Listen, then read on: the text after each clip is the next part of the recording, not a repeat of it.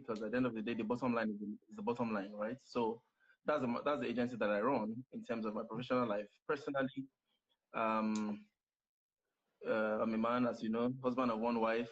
I have two daughters.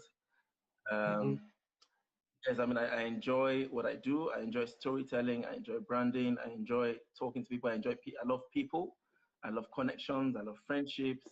I love relationships. And, that's pretty much who I am. Right. Now. Great. Awesome. I mean, personally, for myself, I've known you now, I believe, even not close to 15 years or more. And yes, when we met, I met you pretty much within what you've described this evening. I met you when we needed to have a magazine done.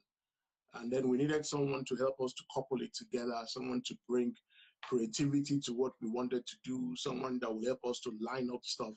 And what a fantastic job that you did. And so I've known you in that realm, that is what you do. So I believe that time that we knew, I'm not sure you have started your company, Brand Architect, at that time. And to be corrected. So what led to you starting your own company? At what point did you feel that, you know what, I want to venture out? I believe I have something in me that would be a blessing to many people. I believe I can add value to what people want to do, what they want to get out. And so at what point did you start Brand Architect, NG? Okay, so the Brand Architect started about 4 years ago as the Brand Architect. Before that, as a matter of fact, when I was in school, when I was in uni, the first business card I designed for myself, this was why I registered in the company, was called Image Plus. This was maybe 20 years ago. And, I was asking myself, why Image Plus? But I realized that I've always been passionate about image, about people's image, about appearance, about how things generally look. So it was Image Plus. And when people asked me, I said I was an image consultant. I had no clue what I was saying. I just knew that I loved, redesigning things, reimagining things, rebranding things. I mean, I didn't even know what branding was at the time. And I started as a graphic designer. As a matter of fact, I started out with printing. So my older brother, who's also an IT and a brand person, used to do printing for his clients. So he used to send me that, go and get this, print work for me, and make sure it's done well, make sure it's this, is that, right? And so I started doing that. So it was basically, errands. And we used to fight a lot because I'll come back with the cards, not properly printed, not properly cut, and they'd be like, "How can you bring this thing back?" So I said, "I don't understand that. You just sent me to pick up something, and I just pick it up." And he said, "No, that's not what I sent you. I sent you to supervise. So when you get there, you must look at what they're doing."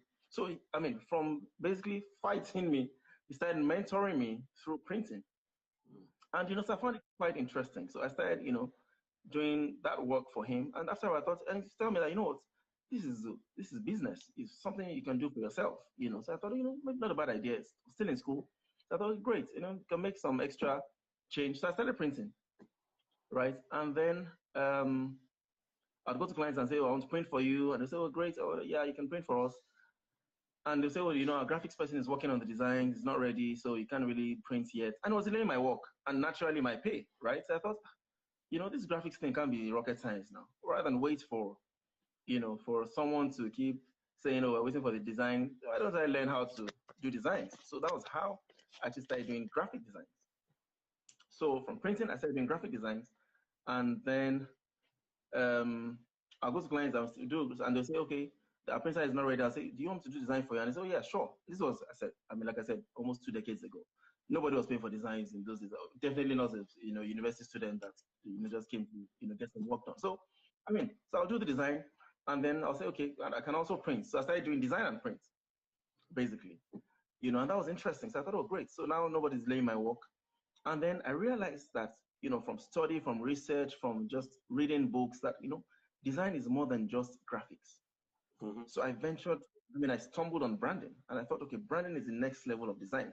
Now, for me, when I say I'm a creative life force, what that means is at every point in my life, I'm constantly thinking, what is the next level for this thing I'm doing? At every point, I'm constantly thinking, what they call disruption now? It's something I've done for years, you know. So I started doing graphics, I started doing, you know, printing. I thought this can't be all. There has to be more, right? So I stumbled on branding. I thought, oh, branding, yeah, that's exactly what it is. So branding now, this is perception, this is image. Something I always wanted to do. So I did a course in branding, you know, and I started doing branding, right? And then, you know, so when I met you, this was about, like you said, 15 years ago, I was actually still cutting my teeth in, you know, design and branding then. And, you know, as a matter of fact, when I see that magazine that I printed, I think about 15 it's still a class act. I just cover my face like, oh no, you know, I mean, it happens to every creative. When you see the work you did years ago, you're like, oh God, I can't believe I did this design. You know, so but I mean, that time was the best of my ability at the time, you know, and it turned out great at the time. You know, for me, it was also a new challenge. You know, you were in the UK, you know, I mean, let me give a spoiler alert. As a matter of fact, I've never met PCA before in person. So, you know, I thought, oh, you know, we're in a company in the UK. This, you know, pastor sounds very interesting, sounds very passionate. I love this person. I want to do the best I can. So that's how I started doing branding. I started doing you know, branding, designs, and stuff. Then, you know, so I mean, obviously my clientele base started increasing. You know, people see my work. He also gave me some referrals. You know, and it's interesting. I'm telling the clients yesterday that, you know, I've hardly done any marketing in my business. I run a marketing firm, but we don't do any marketing. I was like, that doesn't make sense. It's because we do good work. So because we do good work every time, I mean, we try, I mean, that obviously business has challenges. We don't do 100% all the time. But because most of the time we do great work, we get referrals. So based on the referrals that we get, it's enough to basically, like you say, keep the lights on, you know, in our business. So that was how, you know, I registered my first business that was called Q7 Creative, and it was just a design and print business. Yeah, so I remember Q7. Yeah, so that was business we ran that, you know, the first gig on. Then I thought, okay, you know what? As a matter of fact, I do a bit more than just design and print, right? So I realized that branding requires thinking, requires strategy. As a matter of fact, the best, you know, brands are the brands that do the best thinking and strategy. So I studied a course, you know, from the University of Virginia in strategy, in business strategy, and, you know, did a course in marketing communication. So I realized that, you know, all these things are connected. So branding, marketing communications, perception, you know, strategy. So I basically lumped it all together. And I thought, you know what I actually provide to clients is creative solutions. So I registered my second business that that was called Terra Nova Creative Solutions. And Terra Nova just means new earth. You know, which basically means new earth, you know, new perception, new ideas, new frontiers, new perspectives. You know, so I registered a new, you know, Terra Nova Creative Solutions, which was business I ran for a long time until, you know, the point where I said, okay, you know what, I like to be known for something, right? I started thinking legacy, right? It's not enough to just run a good business, but in terms of legacy, what I want to be remembered for. And I started brainstorming, spoke to my team, and I realized that what I actually do is I build brands for a living. How the name, the brand architect came.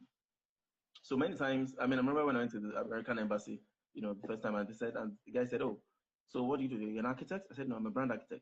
He said, oh, so you build brands?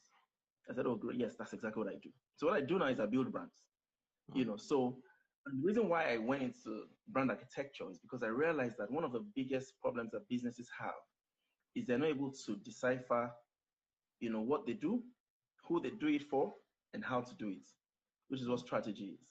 You know, so that was how we started the brand architect, because building a brand requires, I mean, like building a house, requires thinking, requires the idea, requires the blueprints, you know, then, you know, drawings before you now start to build. And, you know, basically that's how you succeed as a brand. So that was how, you know, the brand architect started. Ooh. Wow. Awesome. And we are proud of what you have done for you to, you know, to take that passion from the humble beginning of when you were in school, then to the time that you had to undershadow your big brother and then be mentored, and then to actually sit down to say, you know what, I don't want to be a liability in the society. I have a gift. There's something that I'm passionate about. there's something that I want to do. And then to be able to take that in little chunks and to be able to project that, I really commend and I celebrate that. And that's what I'm trying to do on Seasons now, to really project the passion that people have, and people that have taken that passion and they are running with it and they are using it positively, and then thereby to be able to inspire other people that there's something within you that you can also amplify, something that you can use. And then I love what you said towards the closure there. And then you said you want to be known for something. And then you started to now say, okay, what next? What do I do? I really love that. The next thing I want to ask you, Tolu, is doing business in Nigeria as a young man obviously will have its challenges. Has the Nigerian state in any way encouraged you to run your business, to project your passion, to do what you do best? I also love what you say by saying that, I love what I do. So would you say the Nigerian state has helped you in any way or not? Okay, that's a big question, right? And to be quite honest, so I'll answer in two ways. The first thing I'll say is that everything around us, everything that happens around happens for a reason. Yeah. And what usually happens for us is how we interpret that thing is a matter of perspective. Yes. So give a simple example. So yesterday I was at a conference about the future of work, because part of the work I do is in real estate, and they were saying, oh, so what's the future of work? And I said, the future of work is mobile, is responsive, it's customized, and it's personalized. Gone are the days where people want to flood into an office space and everybody's working at the same time, 9 to 5. We must start to personalize work. And they said, oh, so what do I think people have learned from COVID? And I said, COVID is a matter of perspective. So I was talking about perspective, and I brought that up. So I said to them that you realize that during the COVID period, billionaires in the US added about $530 billion to their wealth. During the COVID, billionaires added $530 billion. So my point is, for every challenge, there's an opportunity. Now, I'm not going to mess around.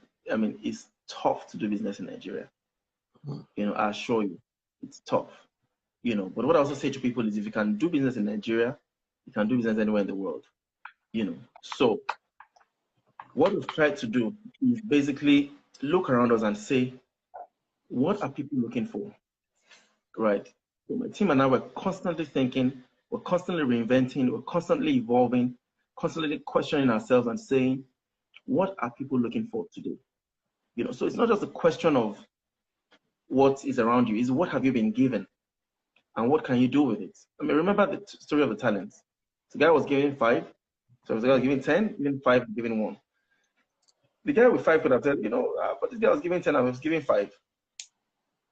So, until I have 10, I really can't do anything. Like the guy with 1 said, what can I do with 1?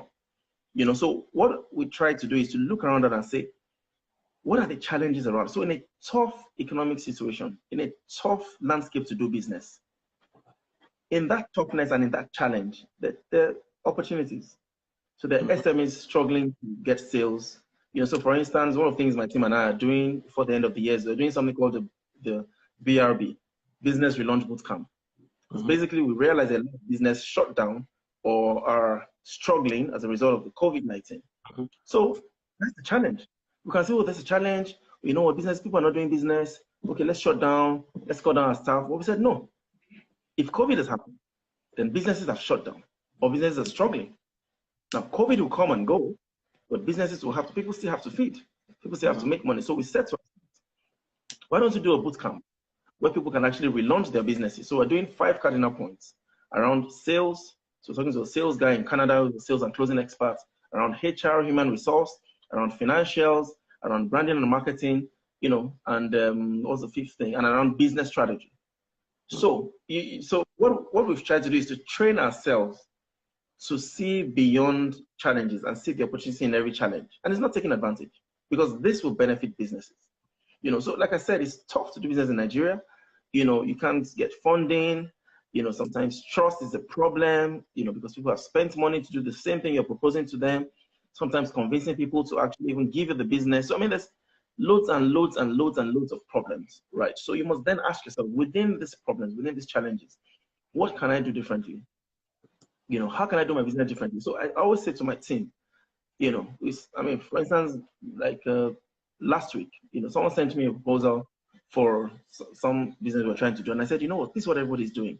So it's great, it's interesting. If you do it, people say, oh, this is great, it's interesting. But I don't want to go that route. What if you rethink this thing? So I say, you know what, let me give you another one week, go and rethink it. Because I see bigger than this. You know, so one of the things that you must identify, again, apart from identifying the opportunities and challenges around you, is to identify your own unique gifts. You know, what can you do differently? Because guess what? Nothing is new under the sun, but there are discoveries every day, right? I mean, I remember Henry Ford when he you know, made the first car, and they asked him that, oh, well, how did you, you know, get the inspiration for this car? And he said, you know what? I thought beyond the average man's thinking. He said, because if you had asked a man, that time what they had was horses.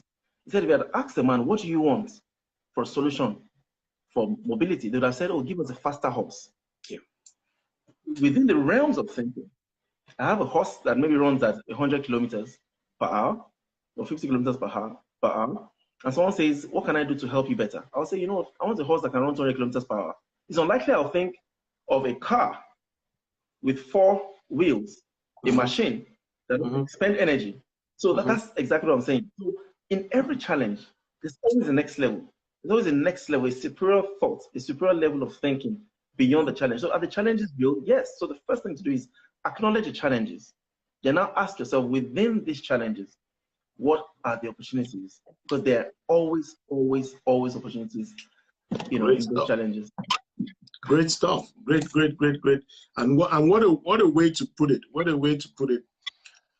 So would you say then, Tolu, that, I mean, this is you now with your exposure, with what you have been exposed to, maybe from the home front and the exposure and the privileges that you have. Perhaps you can say that. But what about a young person that doesn't have the kind of exposure or pedigree that you have had, doesn't have the kind of outlook or the kind of privileges that you have enjoyed? And that person has a talent, that young guy has a gift, she has a talent, but there is no opportunity to amplify it. And hence, the question that as the state of our nation, the state of our union, do you feel that it's the structure we have helps young ones to project their gifts, project their talent? Or is it that it sways them to kind of look at the other side? I'm also saying that because, I mean, it goes without saying that you know pretty much, I know you catch up with stuff, that there has been a lot of exodus of young people trying to leave the country, still trying to leave the country. And also we've heard of the very sad news of those that have tried to leave and have died along the way trying to do that. So I'm asking you several questions within what I'm saying that, again, I'm still throwing that to you, that you feel that the state of the nation has, you know, is the structure we have, help young ones to project their talents and their gifts. Wow, yeah, PCA, it's a bit of a mouthful. I don't know where to start. So I'm going to be very honest and very blunt with you, PCA. You know, I always say to young people these days, you know, people in the Generation Y, Generation X, you know, the 20-year-olds, you know, because funny, I'll tell you, I mean, I'm almost 40, but most of my team members are between the ages of 21 and 25. That's deliberate. And I'll tell you why. I'll tell you that before I say what I wanted to say before. I say that because these people are young. The kind of thinking that they have, the kind of outlook they have towards the world is different from the outlook that I have. As far as I'm concerned, I'm a different generation from them. you know. So the new generation they have something different to offer, which goes to your question. What do you then do when you have this talent, you have these gifts, and the structure doesn't permit you to express it? So the first thing I was going to say, and I'm very honest, I think one of the greatest failures of our structure is that thing called 6334, the educational system in Nigeria. Mm-hmm. Right.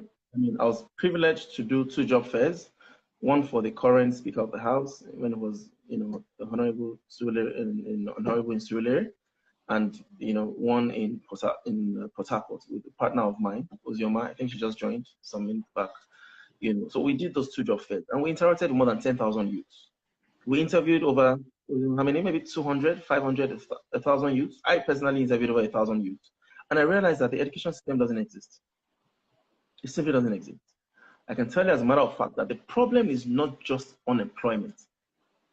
The problem is unemployability. So you see an individual that is maybe 20 or 21 years old or 24 that has gone through 6 years of primary school, 3 years of junior high, and 3 years of senior high, and then 4 years of university. Then as the NYC, the one they call, you know what, now your suffering continues. They've gone through 6334. That's 21 years of education. 21 years PC of education. Mm-hmm. Most people get into school when they're 4 or 5. So at 21 to 4 or 5, many times they're already 24, 25, 26 year olds. You see the average 25, 26, 27 year old in Nigeria is not employable, even though they have gone through 21 years of so-called education. The problem is they're educating them, but they're not imparting knowledge. So the problem is they educate them to pass exams, but they don't educate them for life. So these guys have no idea what they want to do with their lives. They don't know how to go on. They don't know what they're good at. They don't know, you know, they basically just clueless. I've met hundreds. PC, I'm not telling you, I'm not giving you theory. I mean, Ozioma is on this thing. I'm telling you, hundreds of thousands of young people in Nigeria have come out of school and have no clue what they want to do with the rest of their lives. Yeah. And I assure you, it's a big, big, big, big problem. Someone says 4 years of university. Yeah, I mean, sometimes 5, 6, sometimes even 10 years of university. You know, yeah. They go through, you know, 25, 30 years of education, but nothing to show for it. Nothing to show for it. Because what has happened is we've blanketed everybody, locked them up in a class, and say, oh, you know, this is what you need to learn. You know, because I mean, I ask my people all the time, the things you learned in school, why are you not doing it? Because most times they just got in because, oh no, this is what JAM gave them, this is what JAM gave, oh, you know, so I just do it for 4 years. They come out and they have no clue. Now, to talk about, the ones that have no clue, that again is a challenge. But again, PCA, that is an opportunity. Because I assure you, there are millions of young people in Nigeria, millions of 21 to 25 year olds in Nigeria that have no clue what they want to do with their lives. Why that is a challenge is also not, but someone needs to harness that potential. Someone needs to harness that segment of people, because those are the leaders of the future. But let's leave that aside. Let's leave the ones that don't know what they're doing aside. The few ones that I'm able to, maybe by exposure, I'm lucky to have 4 older brothers, 4 fantastic older brothers that sort of guided me, mentored me, showed me what to do, showed me the ropes, showed me the way. I learned from their mistakes, learned from their successes, from the failures. So I was able to, at a young age, find my way. So for the few that have found their way, it's very simple. You see, some of us are not meant for this country. If you can find your way out legally, I'll advise you to do so. There are hundreds of, I'm telling you, we're being real, right? You know, if you can't find your way out legally, please by all means do, because it's simple. Please, have you watched those things on TV? Those Americans Got Talent or Britain's Got Talent, and you ask them what they say they're a dancer, and they're fulfilled, or they'll say they're a cleaner, they'll say they're an early years educator. You know, you hear some really ridiculous, well, not ridiculous in that sense, but you hear some really interesting job professions, but they found something that they love, and they're pursuing it, and they're fulfilled, and they found fulfillment in it.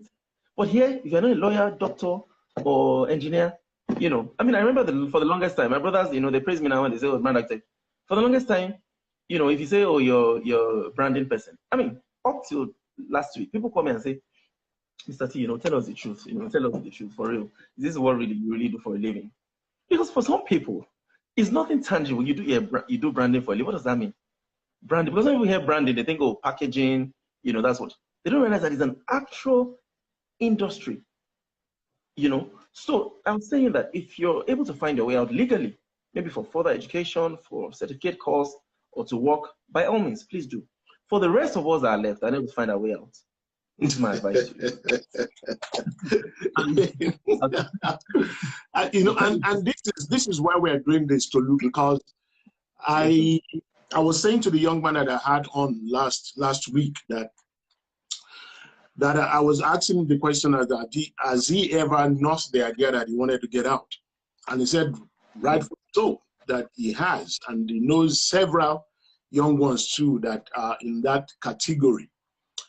Mm-hmm. But what we're trying to do on this episodes is to find ways and to begin to pen down ideas and to begin to start discussions around about. I know the structure. Don't get me wrong. I know the structure is, excuse me for using the word, quite toxic. And I know that I've met several young guys in Nigeria that you just have to feel for them because they're just nothing for them to do. So, but in picking out what you said earlier on to you, I feel that is part of the place where the discussion and the work lie in. That we have this system of education, and we are saying that we have to also inject several things within that structure, whereby young ones that are in school are not just tutored, like you said, but are being tailored towards their passion, towards their skill set. And so that is a very critical place where the government and then all the people that are running tertiary institutions have to start looking into. Absolutely. And then also is that we also need to look at employability. That what system do we have in place for people to get employed? That is another place, except somebody just say, you know what, I'm going to start meeting, I'm going to start doing this, I'm going to start doing that.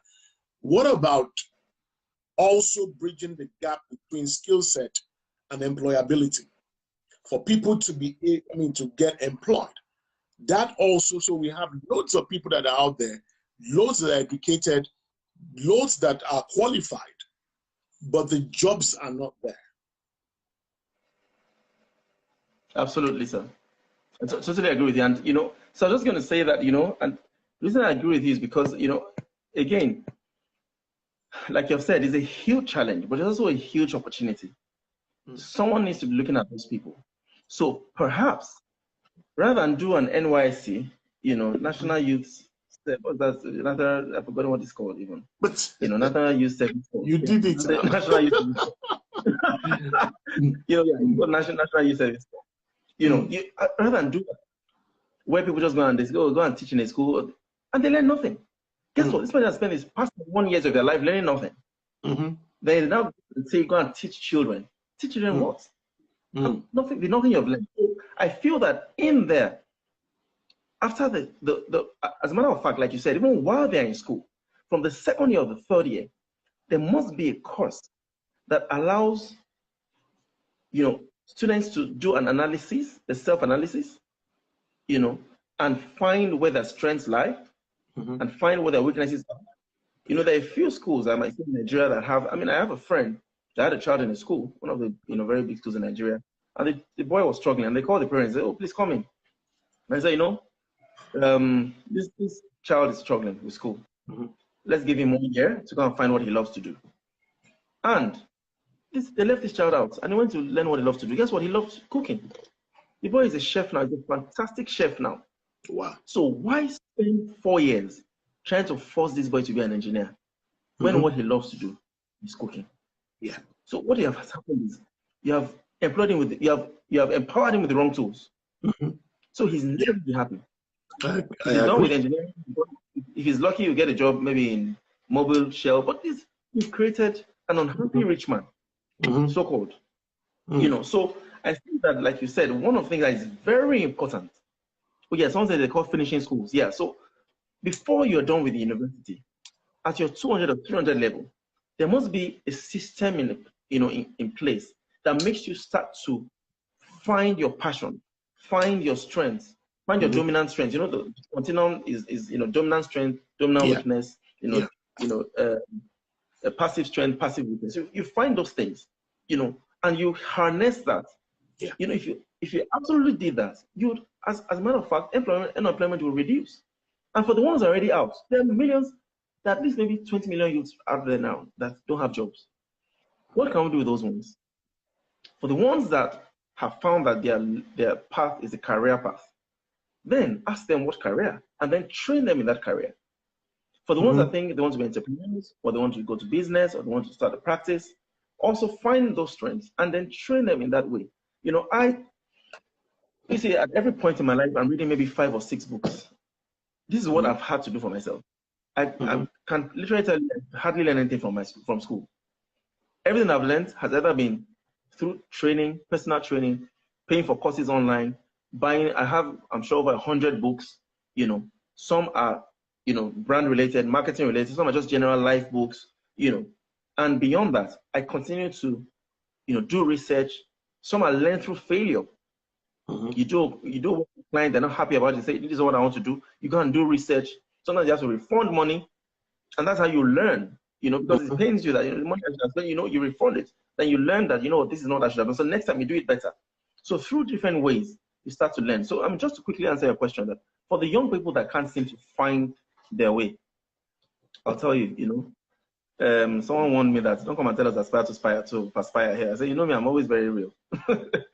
I'll tell you, for me, I tell my friends, I even tell some of my business partners or my clients that are Christian. What has worked for me is God. I can't even joke. As a matter of fact, I take walks in 30 days in a month, at least 25 of those days. I take prayer walks. I don't know if I can speak for myself that 80% of the things that I've implemented in terms of ideas, strategy, concepts came from a place of prayer.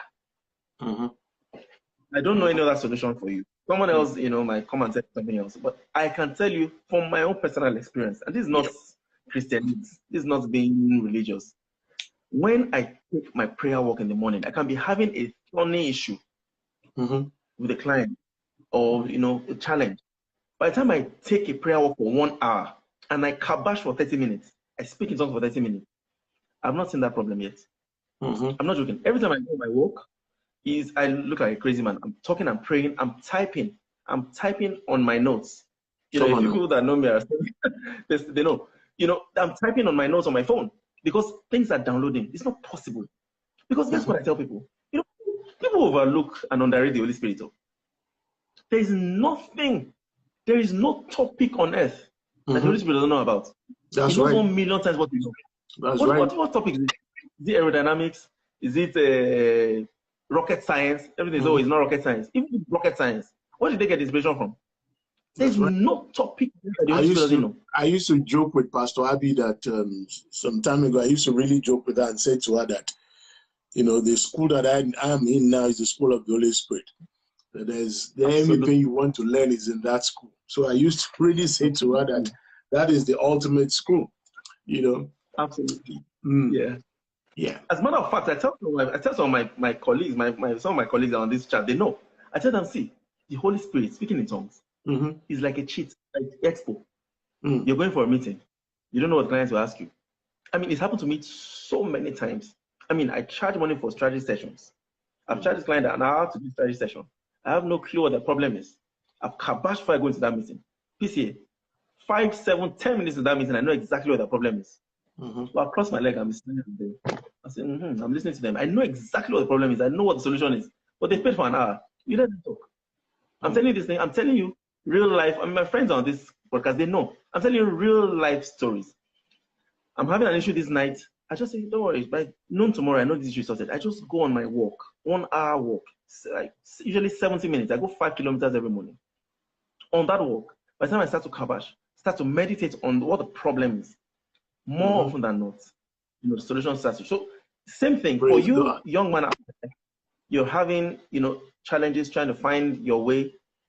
Speak to the Holy Spirit. I'm sorry. I wish I had fantastic, spectacular, deep rev for you. Honestly, try me.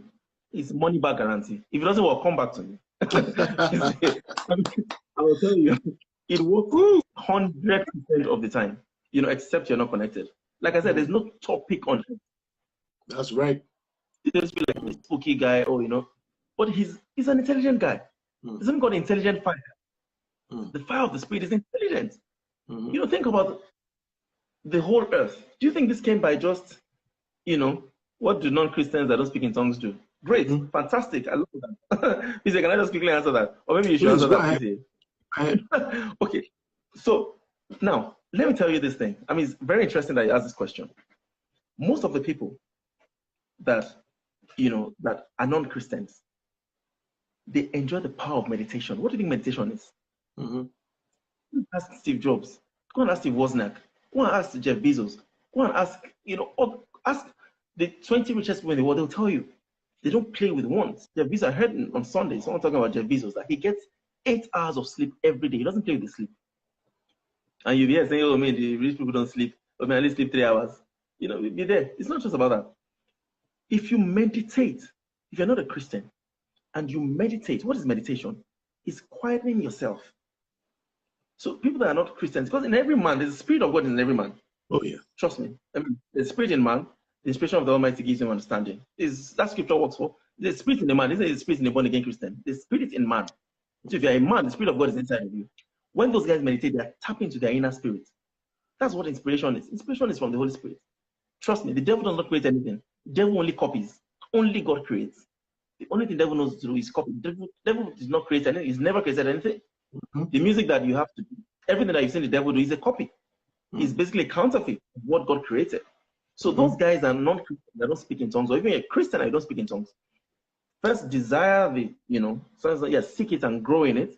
Desire the, the gift to speak in tongues. But if you don't even speak in tongues, if you take your time to meditate and quieten your spirit and tap into your inner self, you would find unbelievable results in that. Unbelievable results.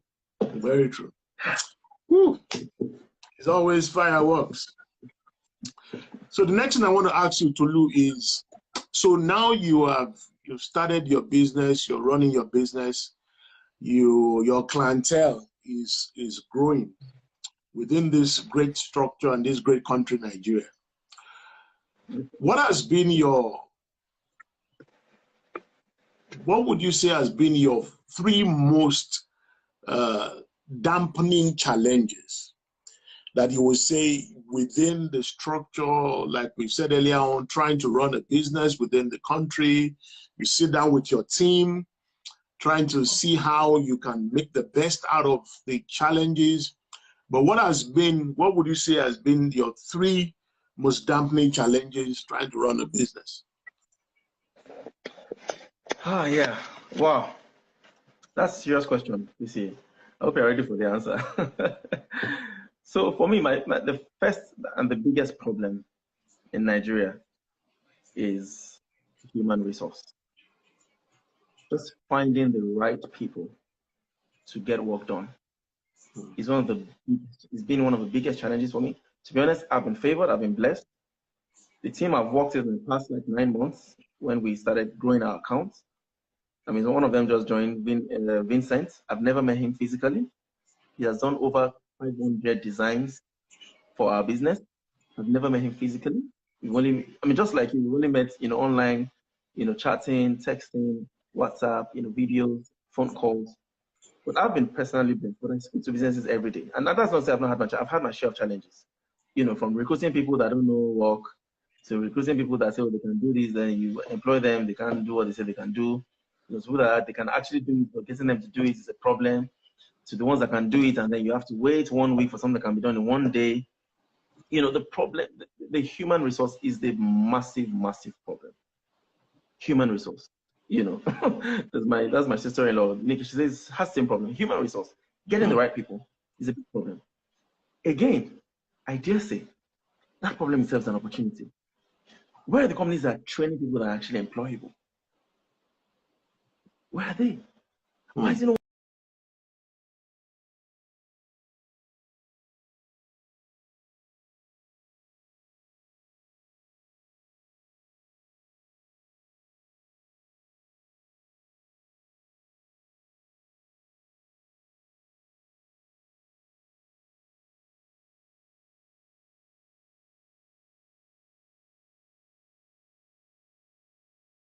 To say what you say, do what you say you can do.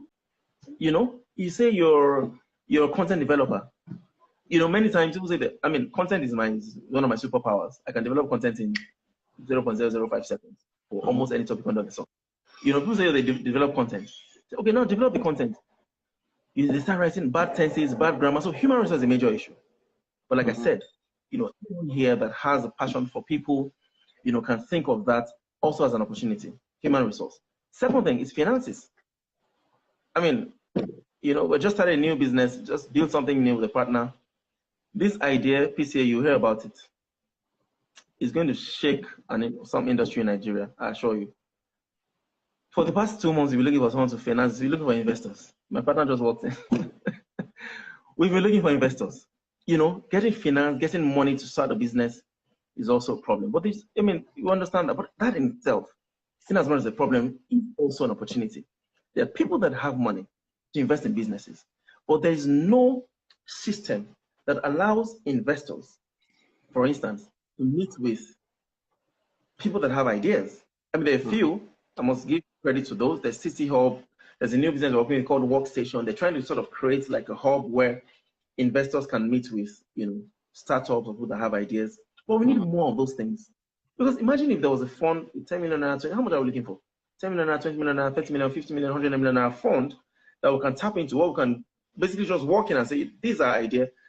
We've done everything, PCA. We've done our business plan, we've done the 5-year financial, we've done everything, but no money to finance it. So you find that many people suffer. And what about our banking system? Our banking system doesn't link up also with startup plans. Yes, the problem with the banking system is their interest rates. So I mean, I'm starting a new business, you know. So what has happened to the banking system is, and my wife works in the banking system, so I won't knock them too much. What has happened is many times the people they give loans to are people that already have money because they want some level of comfort. Yeah, right. So I mean, I'm not a multi-millionaire, so it's hard to, you know, go in and say, you know, give me this money, I want to do this with it. There are very few banks that have that, you know, that plan in place where, and they need to do more. Like I said, it's an opportunity.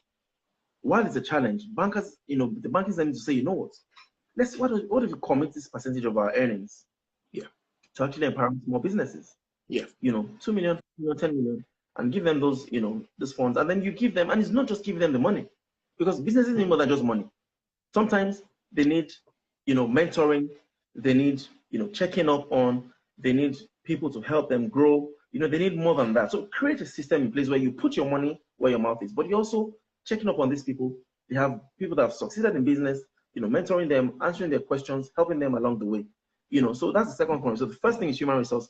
Second thing is, is funding. You know, the third thing basically is just the business environment. You know, the way our business environment is just it's just tough to find. You know, the landscape doesn't encourage creativity. You know, if you're not a certain way, if you don't think a certain way, if you don't follow certain people, if you don't have connections here, you know, the landscape is not designed in such a way that it allows, you know, creativity and business to thrive.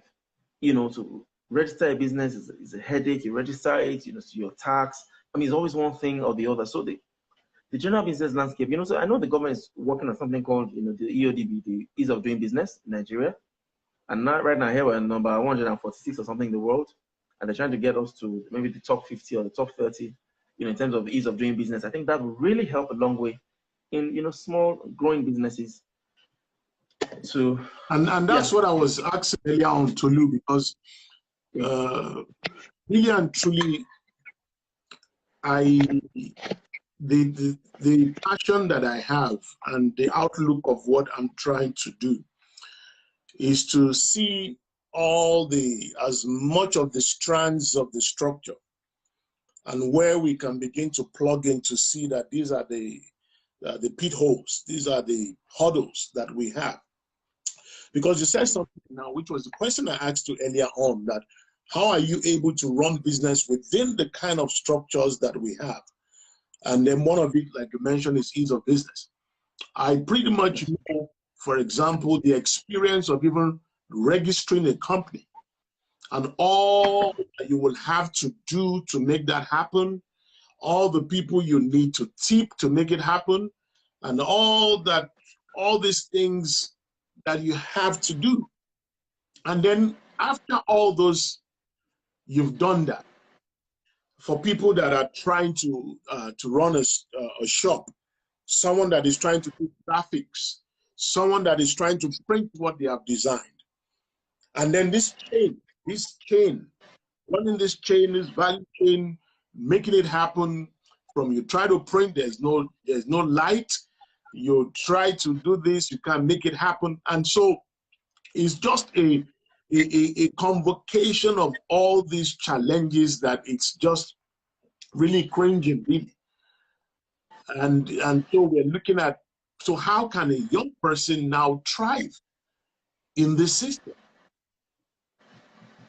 You know, to be able to take their talents and then showcase it, be able to finance it, be able to project it. And so we have this myriad and multitudes of young people that are out there roaming the streets, looking at the option of doing Yahoo, at the option of carrying guns and all that, because perhaps they're not able to project their talent, they're not able to use their talent productively.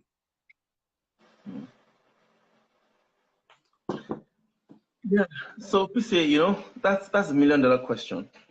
And to be honest, for me, I mean, like I said, I had a lot of people to learn from, but I also, you know, there's a study last year, and that asked what's the most important element or the most important factor for anybody to make it in life, to be successful. And there was just one word: grit.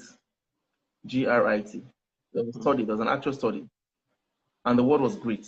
And what is grit? Is resilience, is perseverance, is strength, is the not giving up attitude. That's what I have to say to you. You just have to wear on your grit. Just keep doing it. Just keep doing what you're doing.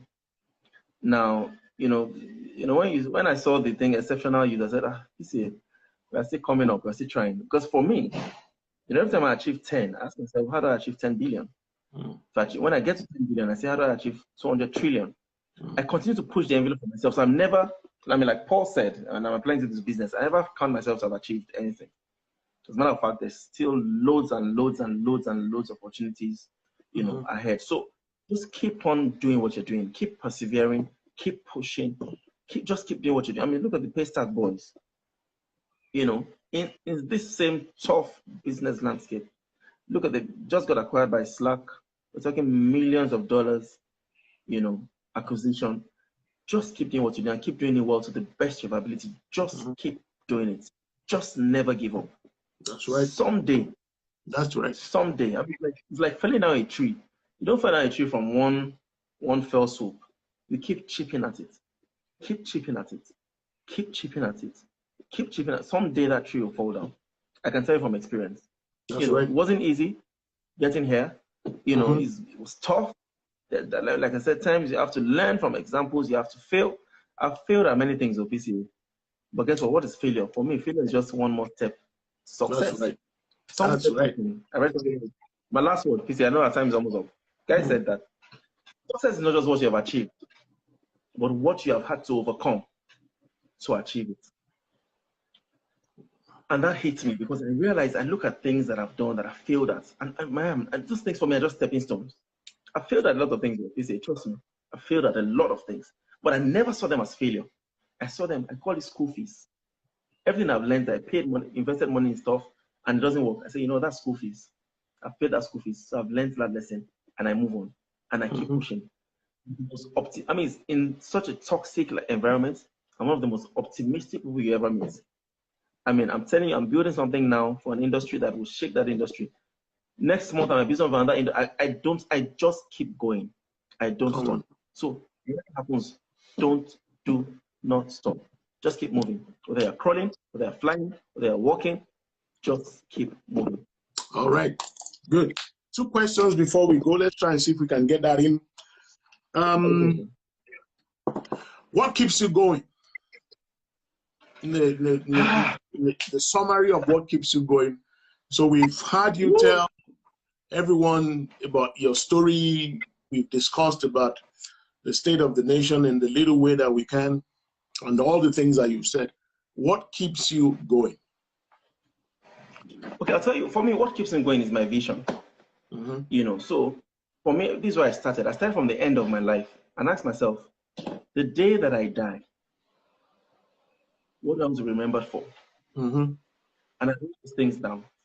I want to be remembered for the guy that built some of the best brands ever, made some of the most impact in people's businesses.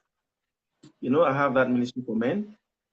I want to be the guy that made some of the most impactful work in men's lives, because a lot of men, like, you know, like when you have discussed, they're broken, they're, you know, disillusioned, you know, delusional. I want to be that guy. And I want to be a man that loved his family with all of his heart.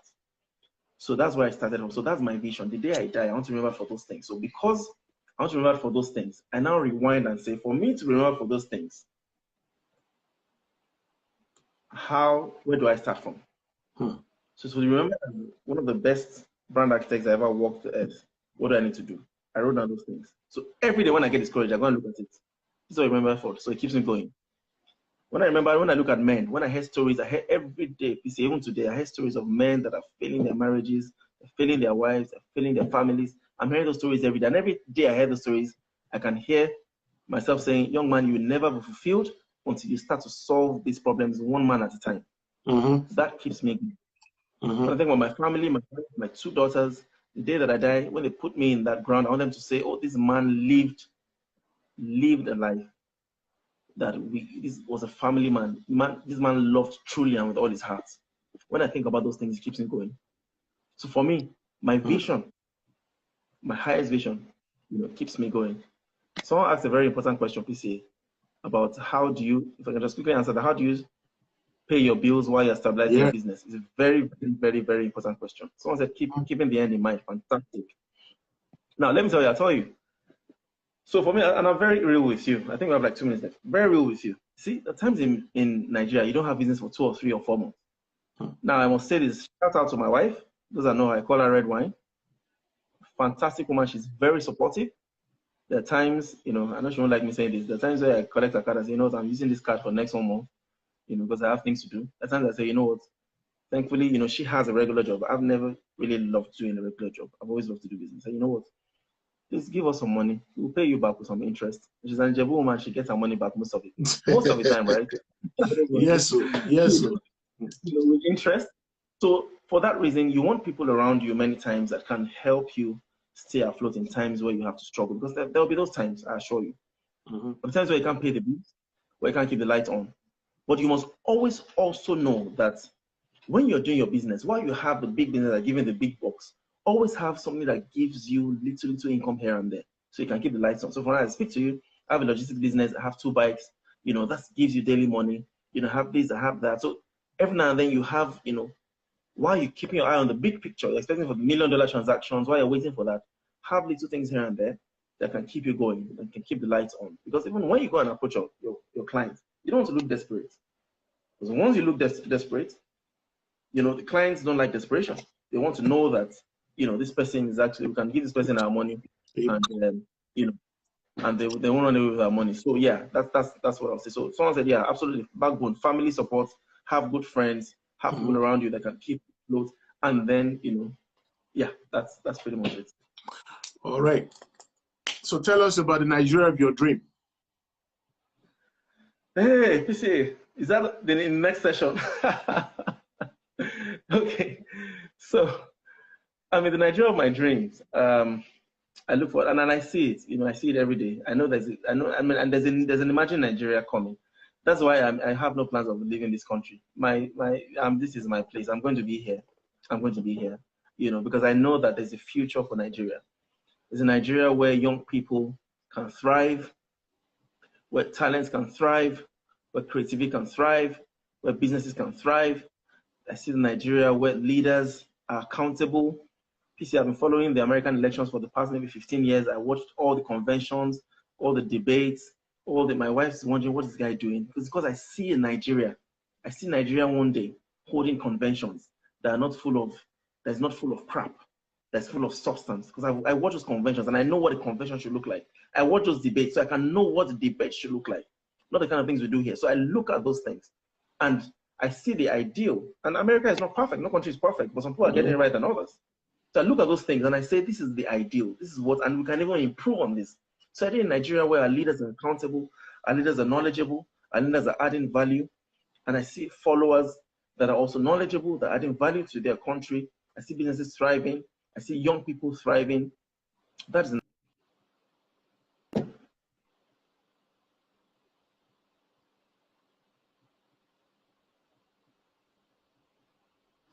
All right. I think Tolu is having his system is buffering.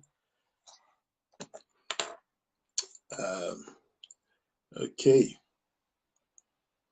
Okay, whilst we're trying to get Tolu on and then we wrap up for this second episode of Exceptional Youths, we just want to appreciate everybody that is here this evening.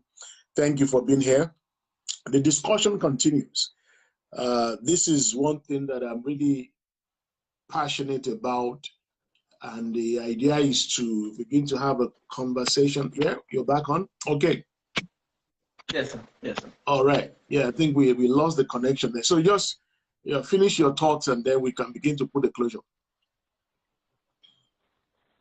Okay, so I didn't get your question. I lost you for a bit. No, you were finishing off. You were finishing off what you were saying. Yeah.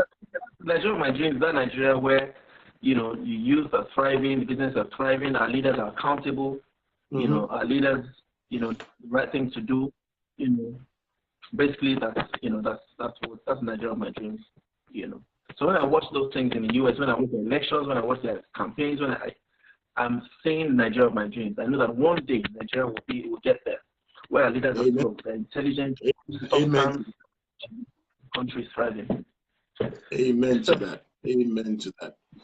So yeah, thank you, Tolu. Thank you for being here this evening. Thank you. God bless you for what you are doing, yourself and your team. We're really proud of what you have done and what you are doing. Keep the flag flying. Let's continue in every way. I'm sure, like you said, there are quite a few people that have been with us this evening that I know that know you and know what you do. So let's continue to be a beacon of light, just like the scripture says that we are the salt of the earth. We are the light of this world. We are a people that are set upon a hill that cannot be hidden. So let's continue to be a beacon of hope. Let's continue to be a light unto those that need to be illuminated, those that need to be encouraged. And the Nigeria of our dreams, just like you've described also, by the grace of God in our generation, we will see this Nigeria. We will see it. We'll see it evolving by the grace of God. So please, in your own sphere with brand architect and all the other things that you are doing, please continue to lead, continue to exhibit excellence, continue to be enthusiastic, just like you've said, continue to believe, continue to hope, and then we believe God that God will make it happen, even in our own lifetime. All right. Amen. Thank you so much. Nice having you. Thank you very much. Thank you. We bless you, and thank you to Mrs. Moyan as well for the time that she has bailed us out. We appreciate you so much. So thank you so much. Have a wonderful, wonderful, wonderful evening. Yeah, thank you. You too, sir. Thank you very much. Thank you so much. Bye bye. Thank you.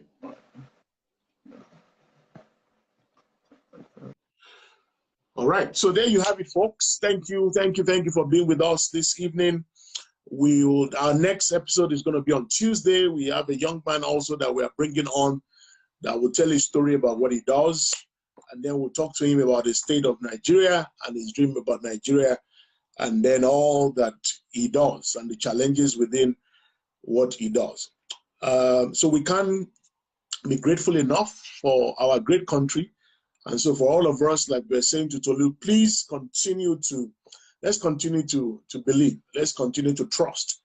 And then my thought is that in every sphere that you occupy, be the best, be a beacon of light. Let us do everything that we do with a spirit of excellence. Let's continue. Let us not do it with a spirit of downtrodden, but let us do it with a spirit of excellence, and let that Nigeria that we are hoping for, let it begin to evolve even from all our spheres, and it will be in our lifetime by the grace of God. So thank you. Thank you for being with us this evening. We appreciate you, and we look forward to seeing you again on